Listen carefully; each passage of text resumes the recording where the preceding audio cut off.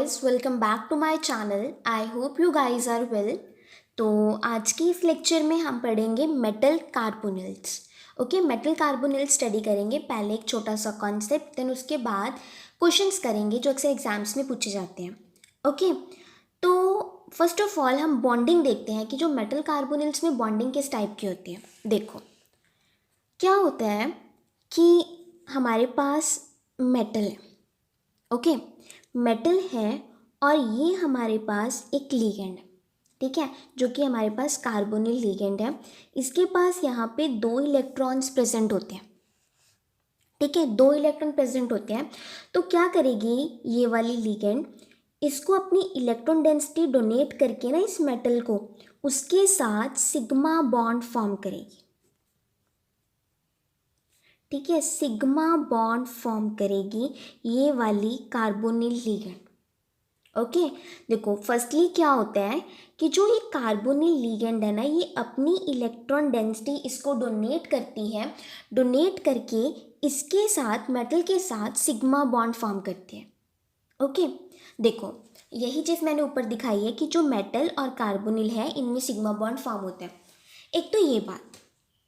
अब नेक्स्ट क्या होता है, देखो कार्बोनिल ने अपनी इलेक्ट्रॉन डेंसिटी इसको दे दी मेटल को, तो अब मेटल पे इलेक्ट्रॉन डेंसिटी ज़्यादा हो गई ना, तो वो तो बेचारी अनस्टेबल हो गई. तो उस इलेक्ट्रॉन डेंसिटी को बैलेंस करने के लिए जो ये मेटल है वो क्या करेगी कि अपने जो डी इलेक्ट्रॉन्स है ना, वो इसके जो मतलब एंटी बॉन्डिंग में ऑर्बिटल्स होते हैं ना, जो एम्प्टी ऑर्बिटल्स, उनको इलेक्ट्रॉन डेंसिटी दे देगी.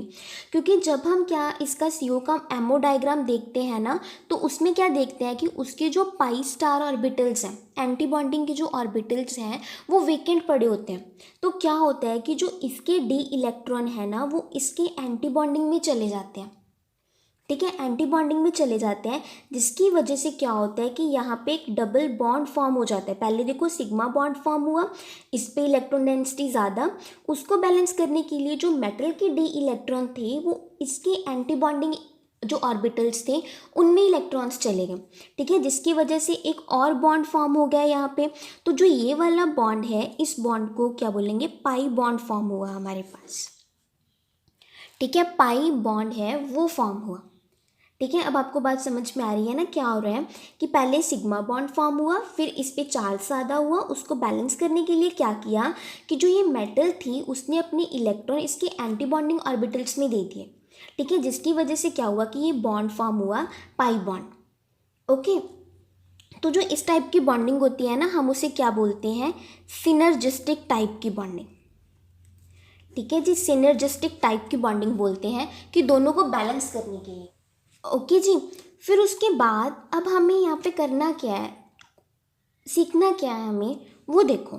हमें कंपाउंड दे रखे हैं, हम उसका बॉन्ड ऑर्डर कैसे निकालते हैं. बॉन्ड ऑर्डर निकालने का फार्मूला यही होता है ना, हाफ कि कितने इलेक्ट्रॉन उसके बॉन्डिंग में है माइनस एंटी बॉन्डिंग, और ये हमारे पास बॉन्ड ऑर्डर आ जाता है.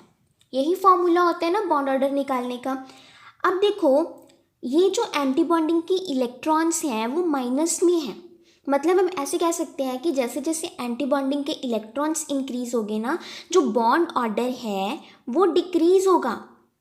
बॉन्ड ऑर्डर है वो डिक्रीज होगा, है ना. तो अब यही देख सकते हो आप कि जब मेटल इसको इलेक्ट्रॉन दे रही है इस लिगेंड को, तो वो इलेक्ट्रॉन उसके एंटी बॉन्डिंग में जा रहे हैं. ठीक है, एंटी बॉन्डिंग में जा रहे हैं. इसका मतलब क्या कि जो ये CO लिगेंड है, इनिशियली जो इसमें ट्रिपल बॉन्ड कैरेक्टर प्रेजेंट है ना, अब वो डिक्रीज हो रहा है.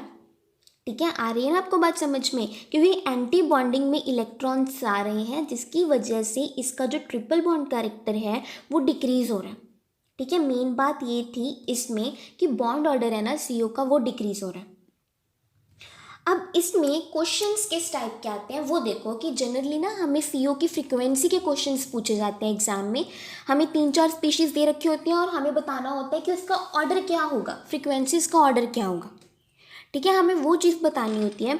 तो उसके लिए आपको क्या देखना है, पहले फ्रीक्वेंसी का फॉर्मूला 1/2πc √k म्यू पर सेंटीमीटर.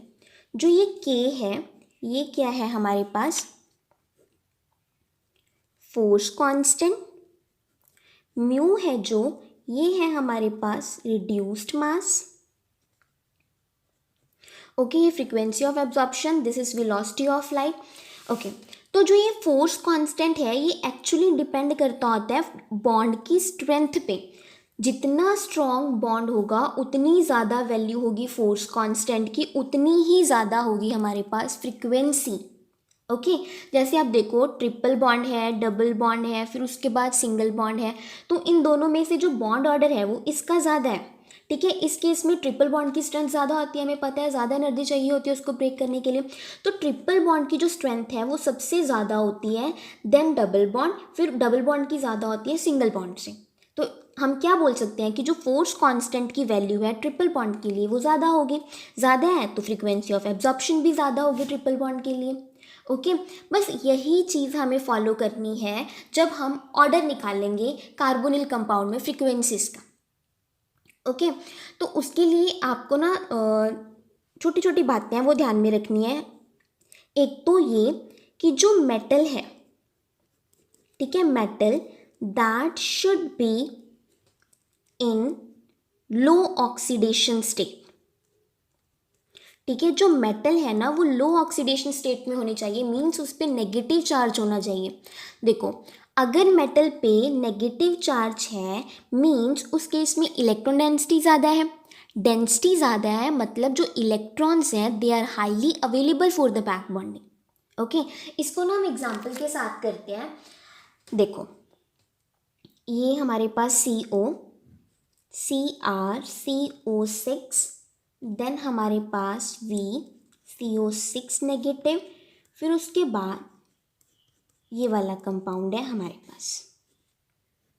ओके जी, देखो अब हमें बताना है कि जो ये हमें चार जो स्पीशीज़ दे रखी हैं इनमें से सबसे ज़्यादा फ्रीक्वेंसी किसकी है और सबसे कम किसकी है।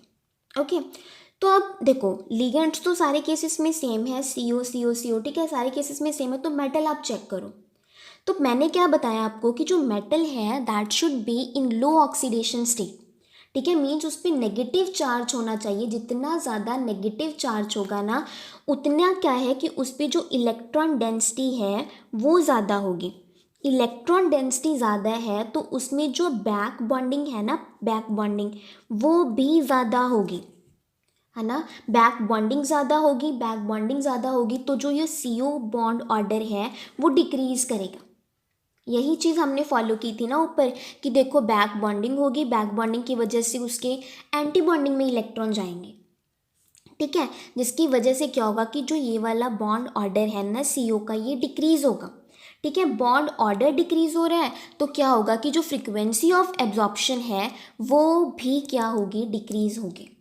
आपको ये चीज़ फॉलो करनी है। अब देखो इनमें से सबसे ज़्यादा नेगेटिव चार्ज किस पे है, ये वाली स्पीशीज़ पे 2 नेगेटिव चार्ज है। मतलब इस केस में क्या है कि जो इलेक्ट्रॉन डेंसिटी है इस मेटल पे वो सबसे ज़्यादा है। ठीक है, सबसे ज़्यादा मीन्स इस पे इलेक्ट्रॉन डेंसिटी सबसे ज़्यादा, तो इलेक्ट्रॉन्स हैं they are highly available for the back bonding. Back bonding इस केस में ज़्यादा होगी, बैक बॉन्डिंग ज़्यादा होगी, जिसकी वजह से क्या होगा कि जो इलेक्ट्रॉन है CO के एंटी बॉन्डिंग में जाएंगे, एंटी बॉन्डिंग में जाएंगे तो जो ये ट्रिपल बॉन्ड वाला कैरेक्टर है ना ये डिक्रीज होगा, डिक्रीज होगा। बॉन्ड ऑर्डर डिक्रीज हो रहा है, बॉन्ड ऑर्डर डिक्रीज हो रहा है तो हमारे पास फोर्स कांस्टेंट भी डिक्रीज होगा, देन जो फ्रीक्वेंसी ऑफ एब्जॉर्प्शन है वो भी डिक्रीज होगी। आ रही है ना आपको बात समझ में। तो जो ये वाला केस है ना इस केस में मैक्सिमम बैक बॉन्डिंग होगी। ठीक है, मैक्सिमम बैक बॉन्डिंग, जिसकी वजह से क्या होगा कि जो फ्रीक्वेंसी है वो डिक्रीज करेगी इस केस में। फिर उसके बाद आप ये वाली चीज़ देखो, इस पे 1 यूनिट है। अगर हम इन दोनों को कंपेयर करें तो ज़्यादा चार्ज किस पे है, इस पे है ज़्यादा चार्ज, तो बैक बॉन्डिंग भी इस पे ज़्यादा होगी इन कंपैरिजन टू दिस। तो हम कह सकते हैं ना कि जो इसमें फ्रीक्वेंसी ऑफ एब्जॉर्प्शन है वो थोड़ी सी ज़्यादा होगी इसके कंपेयर, क्योंकि इसमें थोड़ी बैक बॉन्डिंग कम है ना, कम चार्ज होने की वजह से। तो ये चीज़ आ गई। अब आप ये CO देखो, इस पर तो कोई भी मेटल नहीं है। ठीक है, ये तो बेचारा फ्री पड़ा हुआ है, फ्री है, no back bonding. No back bonding मतलब जो ये C ट्रिपल बॉन्ड वाला कैरेक्टर है वो एज सच रहेगा। ठीक है, एज सच रहेगा। तो जिसकी वजह से क्या होगा, क्योंकि ट्रिपल बॉन्ड है तो उसका जो फोर्स कांस्टेंट है वो ज़्यादा होगा। फोर्स कांस्टेंट ज़्यादा होगा तो जो फ्रीक्वेंसी ऑफ एब्जॉर्प्शन है वो भी ज़्यादा होगी। ओके तो ये वाली चीज़ देखो, ये तो हमारे पास न्यूट्रल सा कॉम्प्लेक्स आ गया है ना, इस पे जीरो ऑक्सीडेशन स्टेट है। तो इस केस में क्या होगा, सबसे ज़्यादा फ्रीक्वेंसी होगी, इस केस में सबसे कम होगी। फिर ये वाला देखो, इस पे कोई चार्ज नहीं है, मतलब इस पे बैक बॉन्डिंग है वो हो रही है, पर इन दोनों की कंपेयर थोड़ी कम हो रही है। ठीक है, कम बैक बॉन्डिंग मतलब जो ट्रिपल बॉन्ड है वो एज सच रहेगा। ठीक है, थोड़ा बहुत मतलब फ़र्क आएगा बट इन दोनों से कम आएगा। तो इसकी जो फ्रिक्वेंसी है इन दोनों के कंपेयर ज़्यादा होगी। ओके, तो ये चीज़ है फ्रिक्वेंसी निकालने का तरीका। ओके जी, ये आपको ऑर्डर कैसे फाइंड आउट करना है। नेक्स्ट आप देखोगे, अगर हमारे पास सिग्मा डोनर लिगेंड्स प्रेजेंट हैं, सिग्मा डोनर लिगेंड्स, ठीक है, देखो डोनर लिगेंड्स हैं तो क्या होगा, वो इलेक्ट्रॉन डेंसिटी मेटल को डोनेट करेंगी जिसकी वजह से क्या होगा कि मेटल पे इलेक्ट्रॉन डेंसिटी ज़्यादा होगी। इलेक्ट्रॉन डेंसिटी ज़्यादा होगी तो जिसकी वजह से क्या होगा कि बैक बॉन्डिंग ज़्यादा होगी। एग्जाम्पल से करो, ठीक है, ये हमारे पास फर्स्ट कॉम्प्लेक्स, फिर उसके बाद हमने एक CO को रिप्लेस कर दिया PMe3 के साथ। ओके, फिर उसको बाद हमने उसको रिप्लेस कर दिया, दो लिगेंड्स को रिप्लेस कर दिया PMe3 2 के साथ। अब जो ये वाली लिगेंड है ना, फॉस्फोरस वाली लिगेंड, ये हमारे पास डोनेटिंग लिगेंड है। ठीक है, ये अपने जो इलेक्ट्रॉन्स हैं वो डोनेट करेगी। ठीक है, आपको ना ये वाला ऑर्डर ध्यान में रखना है कि हमें अक्सर ऐसे क्वेश्चंस देखने को मिलते हैं एग्जाम्स में। तो आप ये ध्यान रखोगे कि जो PM3 है इस पे क्या है कि 3 हमारे एल्काइल ग्रुप्स अटैच्ड हैं, तो इस पे क्या है, डोनेटिंग एबिलिटी ज़्यादा है। ठीक है, फिर आप मूव करोगे PH3 एराइल ग्रुप पे, इसकी डोनेटिंग एबिलिटी सबसे ज़्यादा, देन ये, फिर उसके बाद हमारे पास आएगा ये वाला कंपाउंड, देन उसके बाद हमारे पास आएगा ये हैलोजन वाला कंपाउंड। तो आपको ये चीज़ ना याद रखनी है कि देखो यहाँ पे क्या है कि तीनों एल्काइल ग्रुप प्रेजेंट हैं जिसकी वजह से इस पे इलेक्ट्रॉन डेंसिटी ज़्यादा होगी एंड वो उसकी जो डोनेटिंग एबिलिटी है वो भी ज़्यादा होगी। इस केस में तीनों हैलोजन हैं वो तो इस पे इलेक्ट्रॉन विदड्रॉ करेंगे। ठीक है, विदड्रॉ करेंगे जिसकी वजह से क्या होगा कि जो उसका ओवरऑल इफेक्ट है ना वो विदड्रॉइंग इफेक्ट होगा, ये मेटल से इलेक्ट्रॉन विदड्रॉ करेंगे। ओके, तो आपको जो ये वाला ऑर्डर है ये आपको याद रखना है। ओके, अब आप ये चीज़ देखो, इस केस में क्या है, मेटल सेम, ठीक है, कार्बोनिल एक यहाँ पे डोनेटिंग ग्रुप, दो यहाँ पे, तो अब आप खुद देखो कि यहाँ पे दो डोनेटिंग ग्रुप है तो इस केस पे मेटल पे इलेक्ट्रॉन डेंसिटी सबसे ज़्यादा होगी। इलेक्ट्रॉन डेंसिटी सबसे ज़्यादा मीन्स जो बैक बॉन्डिंग है वो सबसे ज़्यादा होगी। बैक बॉन्डिंग ज़्यादा है तो जो ये वाला कैरेक्टर है वो एज सच मेंटेन नहीं रहेगा, ये डिक्रीज करेगा। तो क्या होगा, फोर्स कांस्टेंट डिक्रीज करेगा, देन फ्रीक्वेंसी है वो डिक्रीज करेगी। ओके, तो सबसे ज़्यादा जो डिक्रीज है वो इस वाले केस में आएगा। फिर यहाँ पे एक मतलब डोनेटिंग लिगेंड प्रेजेंट है, देन इसमें, फिर उसके बाद इसमें आएगा। ओके, तो सबसे ज़्यादा डिक्रीज इसके अंदर आएगा, उससे कम इसमें, देन इसमें, क्योंकि इस पे तो कोई भी डोनेटिंग नहीं है। ठीक है, इसमें सिर्फ और सिर्फ जो मेटल है उसकी बैक बॉन्डिंग हो रही है लिगेंड के साथ, कोई मतलब डोनेटिंग लिगेंड नहीं है जिससे मेटल से इलेक्ट्रॉन डेंसिटी ज़्यादा होगी।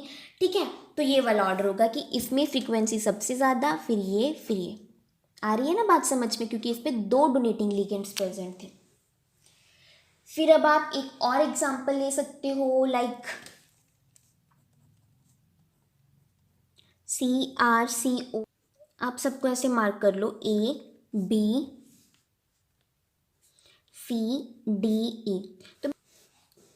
तो आप पहले क्या देखोगे, पहले देखोगे आप मेटल को। ठीक है, किस पे इलेक्ट्रॉन डेंसिटी सबसे ज़्यादा है, ये वाले केस में। ठीक है, इस केस में इलेक्ट्रॉन डेंसिटी सबसे ज़्यादा है, मतलब क्या है कि बैक बॉन्डिंग सबसे ज़्यादा होगी तो CO बॉन्ड ऑर्डर डिक्रीज करेगा, फोर्स कांस्टेंट डिक्रीज तो फ्रीक्वेंसी ऑफ एब्जॉर्प्शन वो भी डिक्रीज करेगी, तो इस केस में सबसे कम होगी। फिर आप देखो इस पे नेगेटिव चार्ज है। ठीक है, फिर उसके बाद जो नंबर है वो E का आएगा। ओके। फिर देखो ये ए वाला नंबर आएगा, क्यों ए का आएगा, क्योंकि देखो मैंने क्या बताया कि जितना ज़्यादा चार्ज होगा उतनी ज़्यादा बॉन्डिंग होगी, है ना। तो इन दोनों में तो चार्ज नेगेटिव है, ठीक है। इनमें तो क्या होगा कि डिक्रीज सबसे ज़्यादा है क्योंकि बैक बॉन्डिंग सबसे ज़्यादा है। अब ये न्यूट्रल है, ठीक है, न्यूट्रल, इस पर कोई चार्ज नहीं है, ना पॉजिटिव है ना नेगेटिव है। इसके बाद ना ये दो लिगेंड्स आती हैं, इन पे पॉजिटिव चार्ज है, ठीक है। तो इनके कंपेयर इलेक्ट्रॉन डेंसिटी इसमें ज़्यादा है ना, ज़्यादा है, तो बैक बॉन्डिंग है वो इसमें ज़्यादा होगी इन दोनों के कंपेयर, ठीक है। इसी वजह से जो थर्ड है ना वो ये हमारे पास ए आएगा। फिर उसके बाद अब ये दो देखो, ठीक है, एक पे 1 यूनिट पॉजिटिव चार्ज है, एक पे 3 यूनिट। तो ये तो बेचारा बिल्कुल ही गरीब हो गया ना। अभी इस पे तो क्या है कि 3 यूनिट पॉजिटिव चार्ज है, बिल्कुल भी इलेक्ट्रॉन्स नहीं है, ठीक है, बिल्कुल भी इलेक्ट्रॉन्स नहीं है डोनेशन के लिए। तो इसमें बैक बॉन्डिंग बिल्कुल लीस्ट बैक बॉन्डिंग होगी, ठीक है, लीस्ट बैक बॉन्डिंग, तो फ्रीक्वेंसी इसमें सबसे ज़्यादा होगी, ठीक है। तो आप लिखो सी, देन उसके बाद डी, ये वाला ऑर्डर, ठीक है जी। तो अब आपको समझ आया ना कि इस पे क्यों मैंने सबसे ज़्यादा लिखा, क्योंकि इस पे नेगेटिव चार्ज सबसे ज़्यादा, बैक बॉन्डिंग सबसे ज़्यादा। दो नेगेटिव चार्ज वाली थी, इस पे ज़्यादा चार्ज था, इसीलिए बैक बॉन्डिंग ज़्यादा, फ्रिक्वेंसी कम। फिर हमने ये लिखा क्योंकि इन दोनों के कंपेयर में जो सी आर है ना उस पर इलेक्ट्रॉन डेंसिटी ज़्यादा है क्रोमियम पे, ठीक है, क्योंकि यहाँ पे पॉजिटिव चार्ज है, तो इस केस में बैक बॉन्डिंग होगी, ठीक है, फ्रीक्वेंसी भी कम होगी। आई होप ये वाली वीडियो आपके लिए हेल्पफुल रही होगी। Thanks for watching.